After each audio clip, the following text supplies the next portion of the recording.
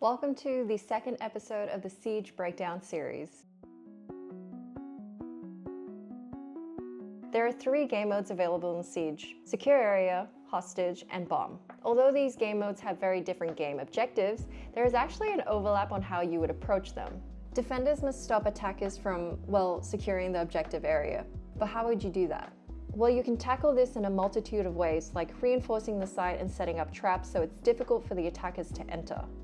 If you're an attacker, you need to locate the biohazard container and secure the area for 10 consecutive seconds in order to win. If the room is reinforced, it's a good idea to bring in a hard breacher like Ace or Thermite to help with your entry. I would also include operators that can help towards a coordinated push. Fuse, for example, can help flush out any defenders in the room, or Gridlock to slow down defenders returning back to the objective. In Hostage, attackers must locate and extract a hostage in the building to a location outside. The operator escorting the hostage is limited to their secondary weapon and has a slower repel speed, so the rest of the team must help protect them while they're being extracted. There aren't really operators I would recommend, but I would suggest maybe staying away from Fuse. Fuse charges can potentially kill the hostage, would result in an immediate loss. Yes, I've definitely learned this the hard way. Just like Secure Area, defenders should fortify the area and deny entry, so trap operators and secondary gadgets like barbed wire are great for the situation. For Bomb, the main objective for defenders is to stop the attackers from defusing the bomb. This game mode is kind of like a large sandbox where you can get creative and come up with a vast amount of strategies to win.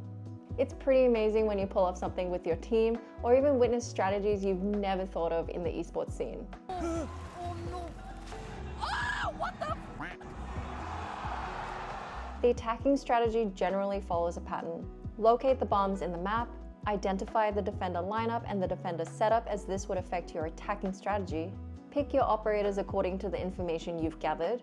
For example, if there is wall deny like Bandit or Kaid, you would want to consider bringing in Thatcher. Head towards the objective, plant the diffuser, and if you manage to do that, then you need to defend the diffuser until the timer runs out, and win. In a later video, I'll talk about some of the operators I would recommend for beginners and talk about how their gadgets work and how you would use them towards the game objective. Now let's talk destruction. Siege is known for it, and if you're going to start playing the game, you need to know ways that you can use it towards your advantage, but also ways it can be used against you. Starting with walls. Only some of the walls in the map can be reinforced. These walls can be reinforced. These walls cannot. The reason you want to reinforce walls is because they can slow down attackers from entering the site, but they also protect you from bullets because walls are not bulletproof. Defenders have access to 10 reinforcements per round, which means you can't reinforce everything, so you have to choose wisely. There is somewhat of a universal site setup for every map, but I won't go through that as it's a little bit advanced, but also when you're playing quick match, some of the walls are already reinforced for you. The general rule of thumb with reinforcements is to not reinforce between the sites. This only really applies for Bomb. The reason you don't want to reinforce between the sites is because attackers can easily enter room A while I'm in room B because I cannot see them. And if they defuse the bomb, my only choice in retaking the site is to enter through the doorways, which leave you very vulnerable. But if you don't reinforce between the site, you can keep an eye on room A while also being in room B. Another form of destruction in the game are hatches.